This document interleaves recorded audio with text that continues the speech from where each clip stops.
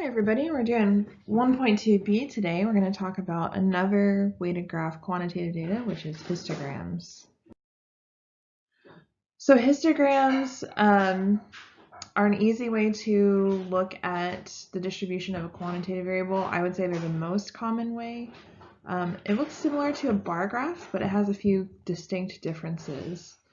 So the first thing you need to do is make sure you divide the data into classes or bars of equal width. I'll show you what that means in a second. You're going to find the count if you're doing frequency, or percent if you're doing relative frequency of each class. And then, of course, the easy points: label and scale your axes. One of the biggest differences between bargrams and histograms is that the bars should touch.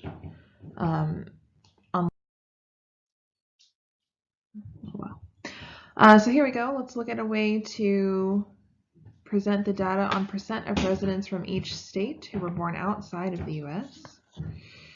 So I've labeled and scaled things well. So what I mean by creating classes of equal width is I'm going to have,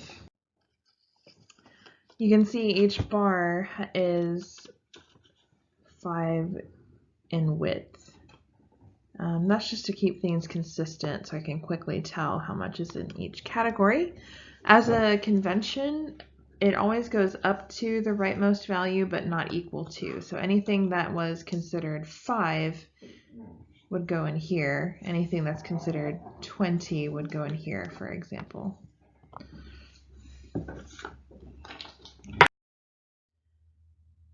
All right, I want you guys to try this first. Go ahead and pause the video and come back to it after you've had a chance to try this. All right, so I've already scaled this for you into classes of 2. Notice I made it very clear that the rightmost value is not included. In almost any other histogram, that's just assumed. So make sure you keep that convention in mind. So I'm just going to go down and label what I can in the classes or the bar widths. Did I miss one? 60 to 62. I did miss one. There we go.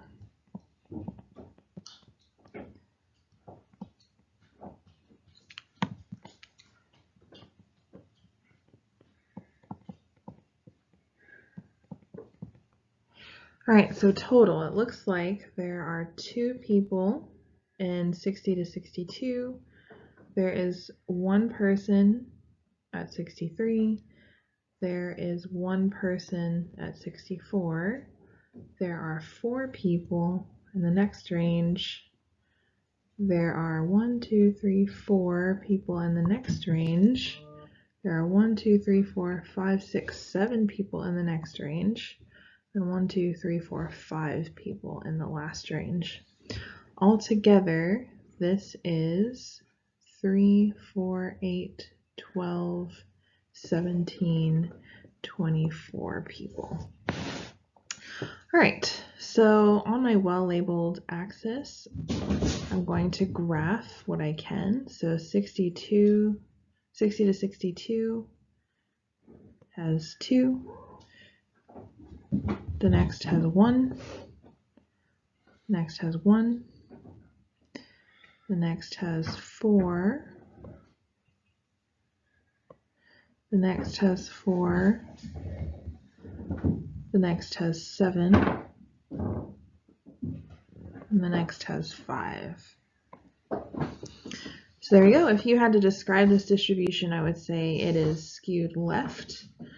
And there's a center around, in between 60 and 70. And the spread, you could list the range in this case, which is 73 minus 60, 13, if you had to. But in this, you just needed to graph. Now your calculator will do this for you. Most things in stats your calculator will do for you. So here's a detailed list. I want you to try this out. Make sure you can do it on your own. The most important part though is here. Anytime you do a graph in stats, if you go to Zoom 9, which is Zoom stat, it'll always make the graph a nice little window for you. If you hit the trace button, it'll show you the boundaries and frequencies. For example, the width of each bar and the height of each bar. If it's not a nice number, like if it's a decimal and you really need the width to be a whole number, like in the last example, hit window and change the scale to whatever you want the bar widths to be. Few cautions, common mistakes that are made about histograms. It's not the same as a bar graph. A bar graph describes categorical data. Histograms describe quantitative data, and you can tell that's one of the reasons why the bars are connected, because there is a number continuity between each bar. Like in the last example, this was, let's say, 60 to 62. The numbers just keep going to 64 and 66. In a bar graph, they're not connected to each other. It's just, you know, red and green and so on and so forth.